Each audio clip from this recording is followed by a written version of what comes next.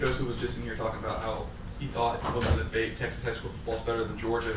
You did take part in those debates in the locker room? I'm sticking with Texas. I ain't gonna lie. I'm a Texas boy, so I gotta go with Texas.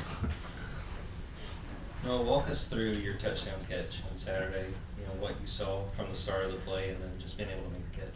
Yeah, Zach made a really explosive play the play before, and then looked to the sideline, and we were doing hurry up. Saw the signal, got lined up, saw how they were playing it.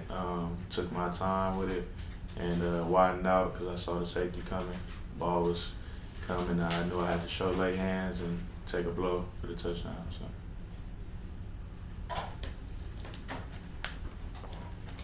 Kirby was talking about embracing what receivers do without the ball in a program like this. What has that process been like for you, and how do you feel like that's helped you earn more of a role as the season's gone on? Yeah, I feel like that's a big role in this offense.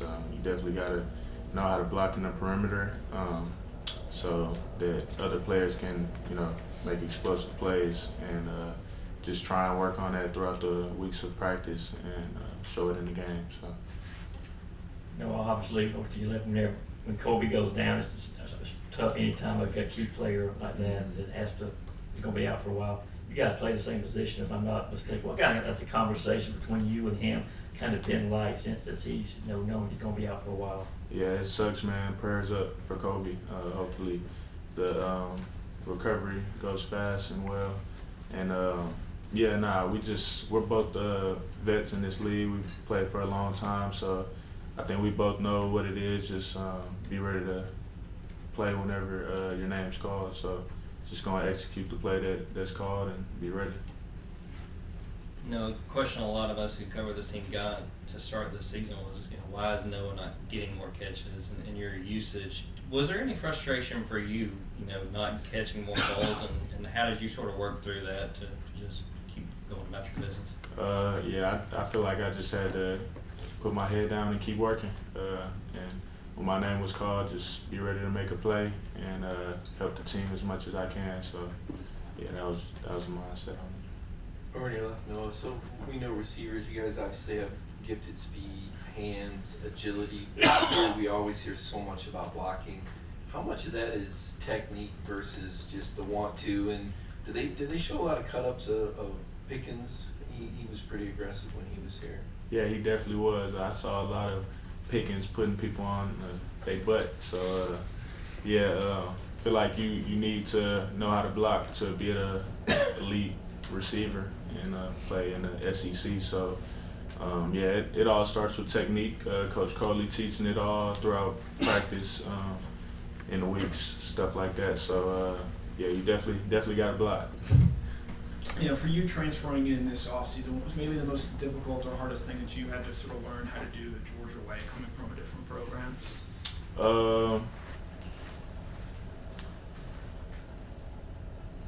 It's a tough question. I feel like just learning the offense, really.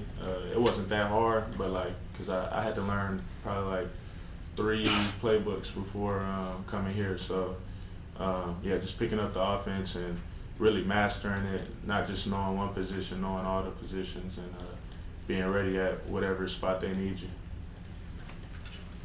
Yeah, as a transfer coming in, learning the offense, learning the program, how much did a fellow Texas guy like Dylan Bell help you get up to speed and just of what is expected for receivers in this program? Yeah, Dylan, he was great. I stayed with him probably the first 5 days until I got into my housing. But he's a great guy. He really showed me the way and the culture at Georgia. So props to him. Appreciate it.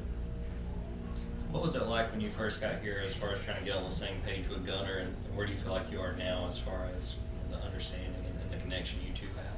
Yeah, I knew Gunner was a baller from last year. I know everybody talks about that hit he took against Texas last year, and from that I just knew he was a gamer. He was going to put his body on the line for his team, and that's what type of dude he is, man. He does everything for the team and anything to pull out a win. So he's a gamer. He's a competitor. Love that dude. No, obviously you've played at Mississippi State before when you were with A&M. Just how are you preparing the younger guys for the atmosphere and the cowbells and all of that that's going to be going into it? Yeah, I'm sure Coach Smart will have the cowbells playing at practice. So, yeah, that's one of their little things they do. But I feel like preparation is key. So as long as we work hard throughout the weeks of practice, we'll be good on Saturday. Similar question, just I know you've played against a lot of these teams in the SEC, and now you're comfortable with the offense. How much more have you been involved in kind of being more vocal in the room, and in practice, kind of telling some of these guys what you've experienced, against some of these teams you're about to face? Yeah, really just sharing my knowledge. That was a big part of coming here, just trying to show the younger dudes the way and letting them know from experience from the teams that I played in the past. So this week's probably just same way, just gonna keep telling them from my past experience and letting them learn, and they'll be ready whenever their name's called too. So. No, what's to your left? Over here. What's up? Do you have a welcome to Georgia moment that kind of sticks out more than others, and do you have a great Kirby hot mic story for us? Welcome to Georgia moment. I think it was in the spring. My man Ellis Robinson, we was doing my bracket. I didn't really know what to expect, so I was just running up to go and block him. Wow, he came in. Yeah, he let it be known like, hey, you got to be physical. You wanna come here. So shout out to Ellis, man. He's a baller. That's my dude, and Kirby on the mic. Haven't heard that before. I've heard it without a mic, but just with the mic, you don't even know where he is. You just hear him. It's just like he's in your head. Yeah, he's obviously a great coach. Love that dude too, man. No, what are your impressions of the Mississippi State defense? Just what you guys will be up against on Saturday?